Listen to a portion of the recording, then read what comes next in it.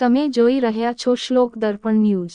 ગુજરાતમાં કોણ કહે છે કે દારૂબંધી ફક્ત કાગળ પર પણ સાચા કર્મચારીની કામગીરી દેખાઈ રહી છે। 600મી વધુ પેટી વિદેશી દારૂથી ભરેલું આઈસર ઝડપાયું।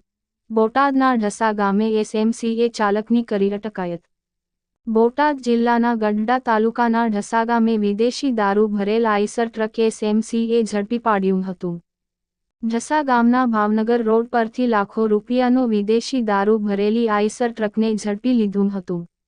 આ આઈસર ટ્રકમાં અંદાજે 600મી વધારે વિદેશી દારૂની પેટીઓ હોવાની પ્રાથમિક માહિતી મળી રહી છે। ત્યારે એસએમસીએ વિદેશી દારૂ ભરેલી આઈસર ટ્રક અને ટ્રકના ચાલકની અટકાયત કરીને ઢસા પોલીસ સ્ટેશન લાવવામાં લઈ જવાયો છે અને વિદેશી દારૂનો જથ્થાની ગણતરી હાથ ધરવામાં આવી છે।